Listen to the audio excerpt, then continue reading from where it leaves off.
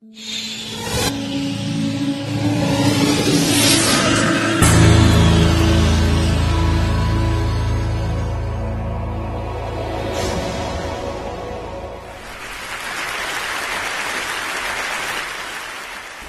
do you explain when things don't go as we assume? Or better, how do you explain when others are able to achieve things that seem to defy all of the assumptions? For example, why is Apple so innovative? Year after year after year after year, they're more innovative than all their competition. And yet, they're just a computer company. They're just like everyone else. They have the same access to the same talent, the same agencies, the same consultants, the same media. Then why is it that they seem to have something different? Why is it that Martin Luther King led the civil rights movement? He wasn't the only man who suffered in a pre-civil rights America, and he certainly wasn't the only great orator of the day. Why him? And why is it that the Wright brothers were able to figure out controlled powered manned flight when there were certainly other teams who were better qualified, better funded, and they didn't achieve powered manned flight, and the Wright brothers beat them to it? There's something else at play here. About 3.5 years ago, I made a discovery, and this discovery profoundly changed my view on how I thought the world worked, and it even profoundly changed the way in which I operate in it. As it turns out, there's a pattern. As it turns out, all the great and inspiring leaders and organizations in the world, whether it's Apple or Martin Luther King or the Wright brothers, they all think, act, and communicate the exact same way, and it's the complete opposite to everyone else. All I did was codify it. And it's probably the world's simplest idea. I call it the golden circle.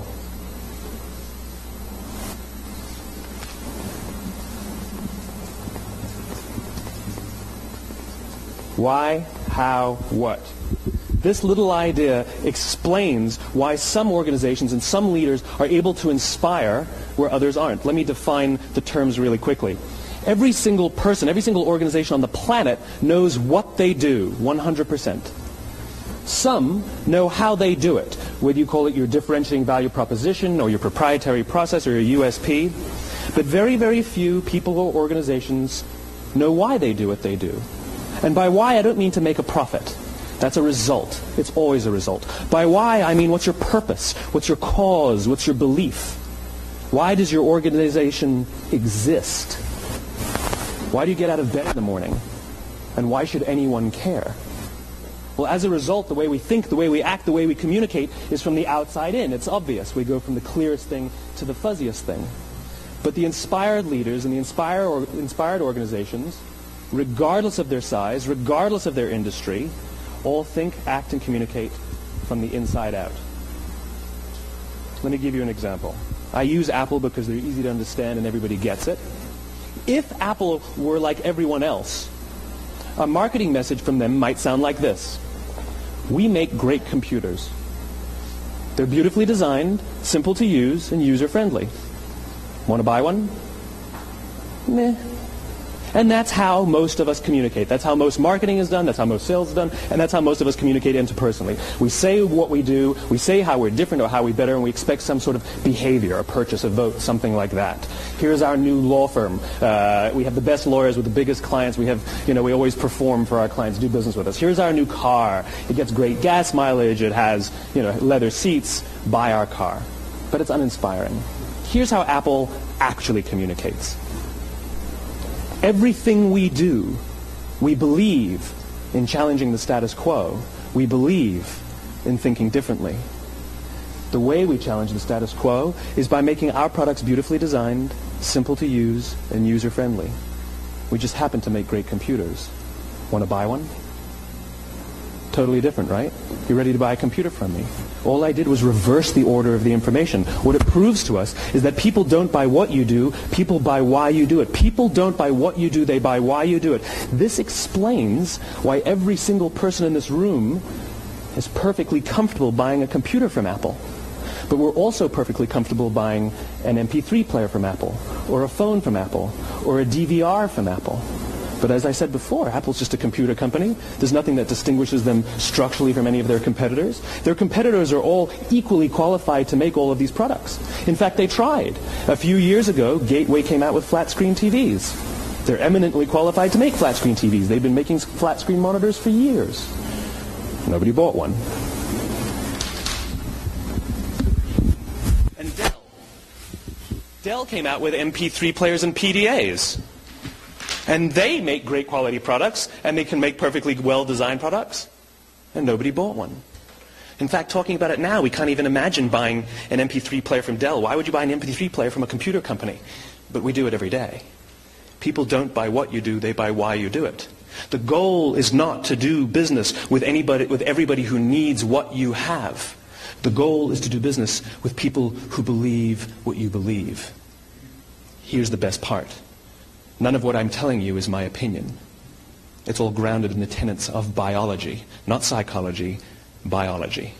If you look at a cross-section of the human brain, looking from the top down, what you see is the human brain is actually broken into three major components that correlate perfectly with the golden circle.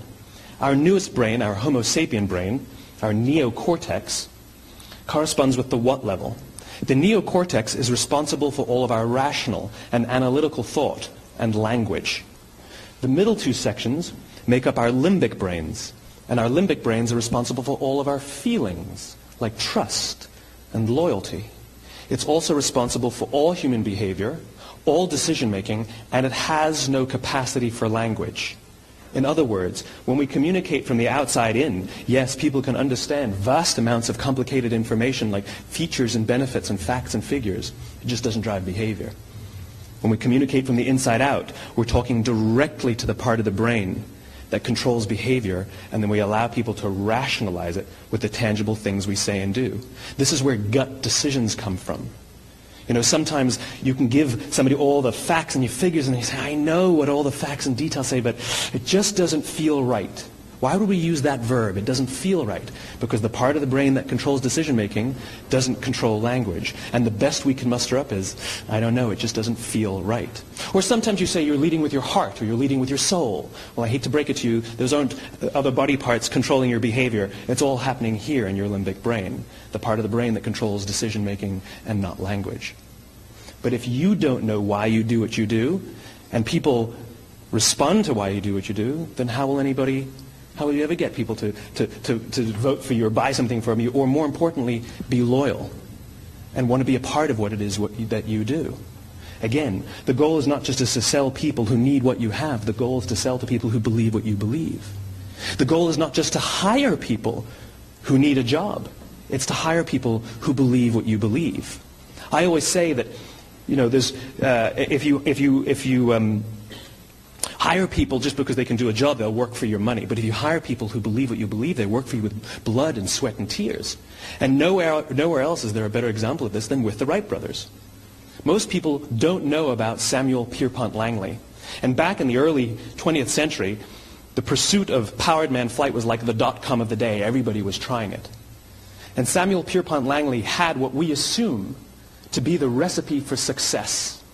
I mean, even now you ask people, why did your product or why did your company fail? And people always give you the same permutation of the same three things. Undercapitalized, the wrong people, bad market conditions. It's always the same three things. So let's explore that. Samuel Pierpont Langley was given $50,000 by the War Department to figure out this flying machine. Money was no problem. He held a seat at Harvard and worked at the Smithsonian and was extremely well connected. He knew all the big minds of the day. He hired the best minds money could find, and the market conditions were fantastic. The New York Times followed him around everywhere, and everyone was rooting for Langley.